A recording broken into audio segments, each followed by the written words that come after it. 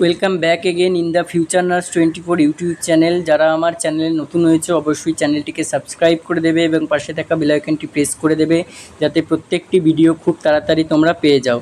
দেখো, grade 2 nursing recruitment 2025-এর আমি আজকের যে কারেন্ট আপডেটস দেবো সেটা হচ্ছে সিট সংখ্যা ইনক্রিজ করা, 2021-24 ব্যাচ অ্যাপ্লাই করতে পারবে নাকি, আর অফিসিয়াল নোটিশে কি লেখা রয়েছে সেইটা নিয়ে বলে দেবো। ঠিক আছে, দেখো তোমরা যদি নোটিশে এখানে দেখো, এটা 2025 7/8 2025-এ যে নোটিশটা পাবলিশ হয়েছিল সেইখানে যদি ভালো করে লক্ষ্য করো, এখানে কিন্তু ভ্যাকেন্সি নিয়ে যেটা বলা আছে যে দ্য অ্যান্টিসিপেটেড, এই যে লাইনটা দেখো, the anticipated vacancies may change before the date of publication of overall performance list.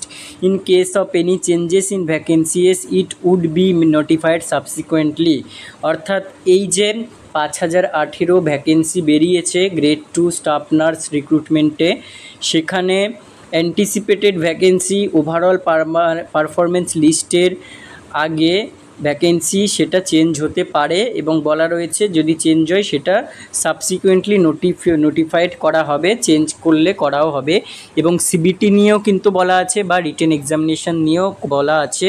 আর কিছু কিছু জায়গায় আমি সিলেবাস দেখলাম, আদৌ ওটা সত্যি কিনা জানি না, সেখানে ডেটও অক্টোবরের ফার্স্ট উইক বলেছে, জানি না ওটা সত্যি কিনা।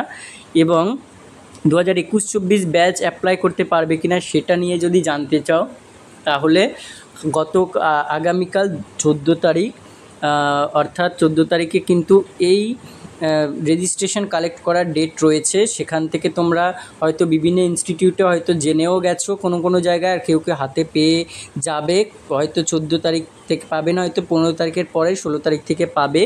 সেখান থেকে তোমরা কনফার্ম হয়ে যেতে পারবে। কিন্তু এই মুহূর্তে আমার কাছে খবর রয়েছে কিন্তু যে সেখানে কিন্তু ইস্যু ডেটটা আমাদের 7/8-25-এর আগেই রয়েছে, সেটা আমি তোমাদেরকে দেখাতে চাই। দেখো এখানে দেখে নাও, এইটা কিন্তু আমি এক জায়গায় থেকে কালেক্ট করে তোমাদের দেখাচ্ছি, আর তার পার্সোনাল ডেটা শো করতে চাই না, ওই জন্যই এখানে দেখো অলরেডি লেখা আছে যে তোমার এখানে ব্যাচ দেওয়া আছে ডিসেম্বর 2021 টু নভেম্বর 2024, যেটা আমাদের পাস আউট ইয়ার ছিল নভেম্বর 2024।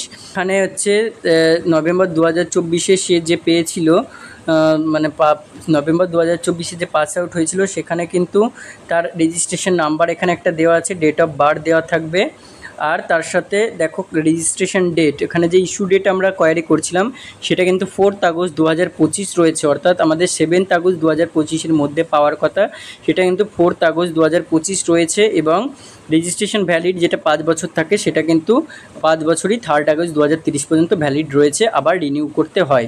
অর্থাৎ এটা কিন্তু কাউন্সিল আমাদের অ্যাপ্লাই করতে সুযোগ দিয়েছে একটা বলতে পারি, আর সেটা হয়েছে হয়তো আমরা যে 8/8/2025 এবং 11/8/2025 দুবার কাউন্সিলে গেলাম সেটার জন্যও বলতে পারি অবশ্যই। আর তাদের হয়তো একটা প্রি প্ল্যানও ছিল যে এর মধ্যে না দিলে, এবার দেখা গেল বিভিন্ন ইনস্টিটিউট টেনশন করছো যে আমাদের থাকবে কিনা, অবশ্যই থাকার কথা, কারণ তাদের মধ্যে তো ডিসক্রিমিনেশন সৃষ্টি করা উচিত না যে 4 তারিখ এদের থাকবে বাকিদের 7 তারিখের পরে থাকবে, এরকম তো নয়। ঠিক আছে, এইটা আর কি ইনফরমেশন পেলাম। তো এরপরে ভিডিও নিয়ে দেখা হবে কী কী ডকুমেন্টস লাগছে, আর তার সাথে তোমার কী কী স্টেপ কিভাবে করতে হয় সেগুলো নিয়ে বলে দেব সমস্ত, আমার চ্যানেলে জুড়ে থেকো। আর এইটা নিয়ে একটা কনফিউশন ক্রিয়েট করছিল সবাই, এই যে লাইনটা লেখা আছে every enrolled auxiliary nurse midwife or nurse midwife is requested, ঠিক আছে, এই যে লাইনটায় কোথায় কোথায় প্রবলেম ক্রিয়েট করছিল তাদের, এখানটায় যে বলছে কেন অক্সিলারি নার্স মিডওয়াইফ কেন বলা হয়েছে। আরে অক্সিলারি নার্স মিডওয়াইফ মানে এএনএম, আর নার্স মিডওয়াইফ তো এখানে লেখা আছে, অর দিয়ে তো লেখা আছে, অর্থাৎ এএনএম জিএনএম দুজনারাই তো রিক্রুটমেন্টে বেরোবে না, দুজনাই পাবে। তো এখানে এএনএম অর জিএনএম দুটোই ছাড়ছে। আর তার থেকে বড় কথা ডিপ্লোমা কোর্স 3 ইয়ার্সের কোর্সের কথা লেখা রয়েছে, সেখানে কেন এএনএমদের এটা রেজিস্ট্রেশন হতে যাবে, এরকম কোনো প্রসঙ্গই আসে না। ঠিক আছে,